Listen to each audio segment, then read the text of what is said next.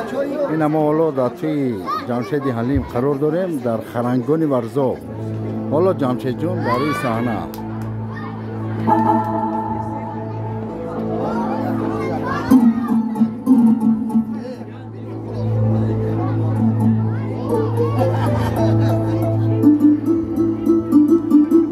دوستان، امروز به بزم دوستداران مرحبا. یاران، امروز به وصل دلداران مرحبا. بر نشاط نوش جام بختیاران مرحبا.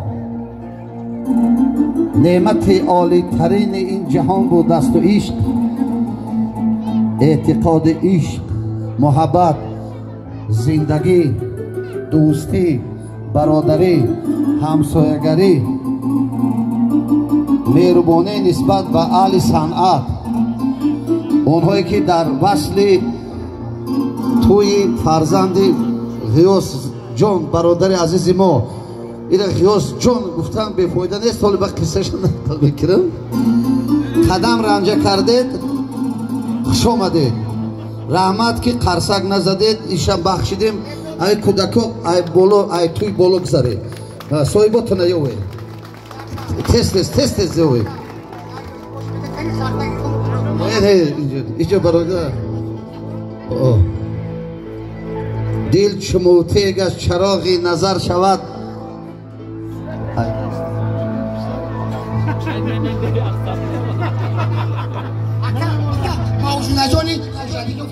دل چموتیگ از چراغ این چورم شد. دل چموتیگ از چراغ خوراکت با گوشت بز بود.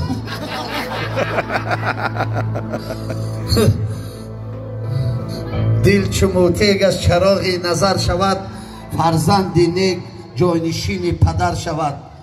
نخل که بار نداد شود باغبان کباب، خون میخورد جمشید اگر نوازشگر همه خیلی فیلش فیلی در بیبارانی تر شود. برای برادر عزیز ما غیاث جان خال شگیر استاد خال گیر هیچی همین عادی کشه تمام. همه برادر یک برادر است که در سالهای وقتی جنگ شهروندی سر شده، رستم جان پرنیار بود. یکمین آدمی که در صنعت همراه من نقش بازی میکرد. از همه دیار автограф بیاور. نیمی پولت نتی خودش پیچت میشه. همه غیاث الدین برادر عزیز ما از اهل خاندان است که در صنعت ملت تاجیک همشون قریب خدمت کردن.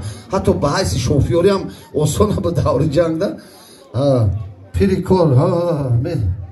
بعد خوشبختی است که امروز ما در خاندان همون برادر همه شما از اون میمون هستیم. ما هم همساییم، هم همکاریم.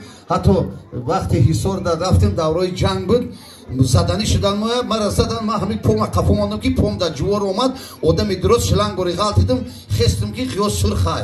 گفتم چی گپه؟ گفت تیج سر خستم که کلیک شکستگی های، همون مشتری رسیده های. بله بخدا نه که بس نکرد. زندگی مبارزه است. تلفن دارا برادرای عزیز، هر کس تلفن رو درگیرانه میخواد که توی آزاد شود، خاموش کنه تلفناتونه. بابا شما خوش اومدی.